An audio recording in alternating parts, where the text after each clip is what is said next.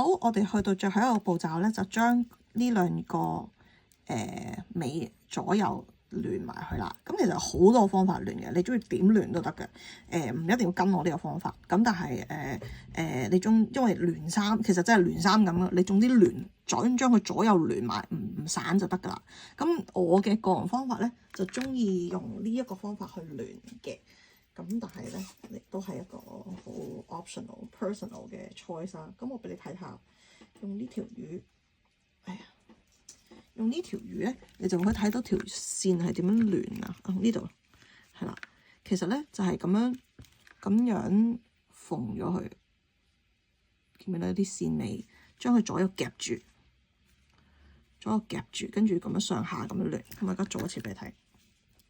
好啦，正常嘅情況下咧，你條線尾咧應該係是但一邊尾嘅，呢個尾啦，或者呢邊尾嘅。咁我自己右手嘛，所以我就會咁樣揸嗰個魚嘅咁樣。咁呢兩個咧就係嗰個 half double crochet 個位啦。咁我哋第一條線咧，首先就要穿過呢兩個 half double crochet。咁我喺穿過嘅時候咧，我就可以拆咗呢兩個扣啦。係啦，做多次俾你睇，穿過一個。穿過第二個，前後穿過4條，1、2、3、4，兩個 V， 見唔見到？穿過咗之後咧，我哋就拉條繩。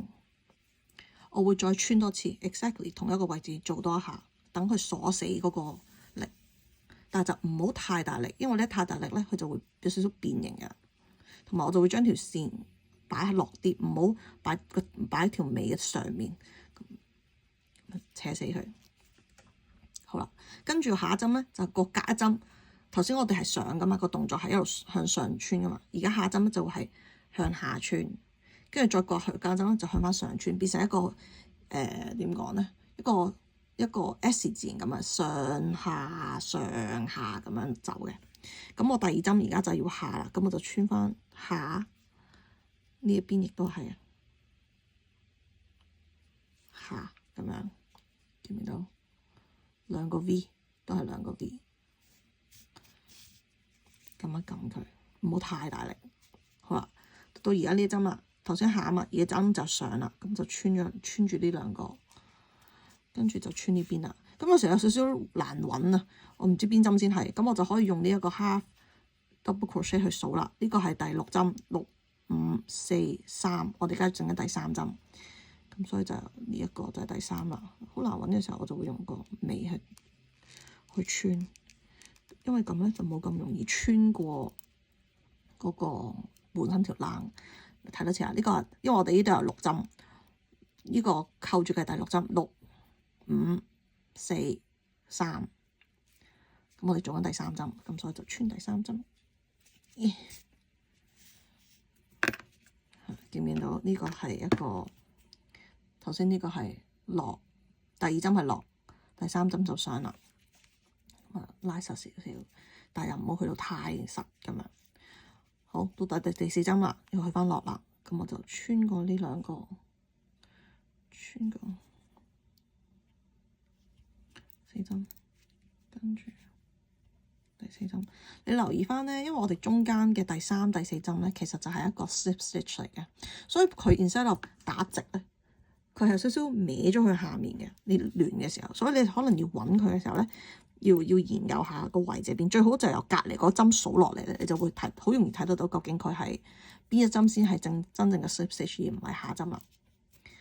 好，跟住到第5針喎，第5針我哋就咁上，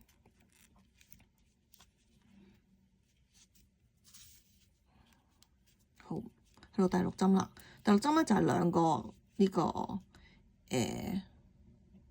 half double crochet 啦，咁其實正常咧你就咁落穿一針就得噶啦。不過我咧就中意喺中間加多個結，等佢落一落，所以我就先穿過第一個 half double crochet，跟住拆咗佢，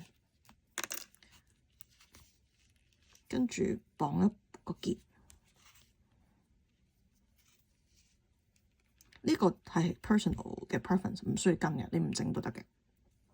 跟住繼續穿埋過去。對面嘅嗰個 half double crochet， 同埋插埋個結，係啦。咁咁就見到你見唔見到我呢個結啊？呢個結就係一個頭先我 additional 整落去嘅，唔要呢個都得嘅。我只不過覺得有呢個咧好似實淨啲咁嘅啫。跟住咧，我就會再將佢頭先係咁樣噶嘛，穿多個圈，打多個圈。我頭先呢邊都打咗2個圈啊嘛，所以佢會穿多個圈過嚟。好，穿多個圈之後咧，我哋就繼續完成埋頭先嘅上下咯。因為而家上下咧，你係睇先見到呢個即係卡啦亂咗，係啦，因為佢係 S 型噶嘛。咁所以我哋而家就調翻轉咁補埋個圓另外一邊 S 啦。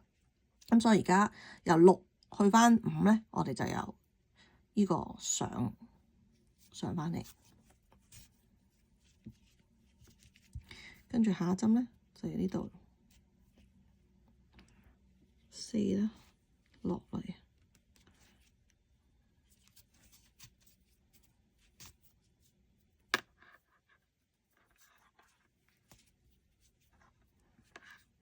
畫咗3條線，跟住咧3咧上翻去。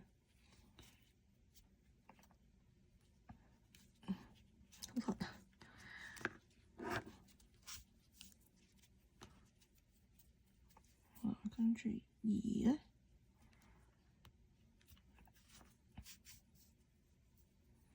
跟住1，我去到1啦，咁而家就完結啦。咁我就會唔會喺呢度剪嘅條繩？我嘅做法咧就會將呢條繩咧穿過個魚身，穿過個身體，揾一個窿出嚟。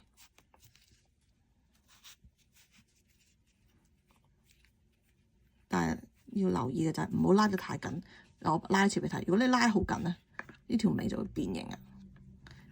咁所以咧唔好拉得咁緊，係啦。咁咧就我會將條尾咧篤喺個身度幾下先嘅，向唔同方向篤，穿過嚿棉花，向個身度篤幾下。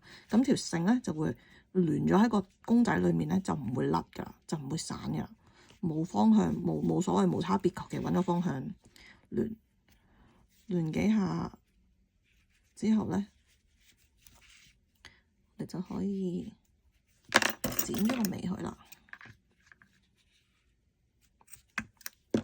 剪完個尾之後咧，有時可能會咁樣有個毛毛，我揾支針，你可以用翻你呢支針就得。我揾支針篤一篤佢入去，咁佢就唔會飛出嚟啦。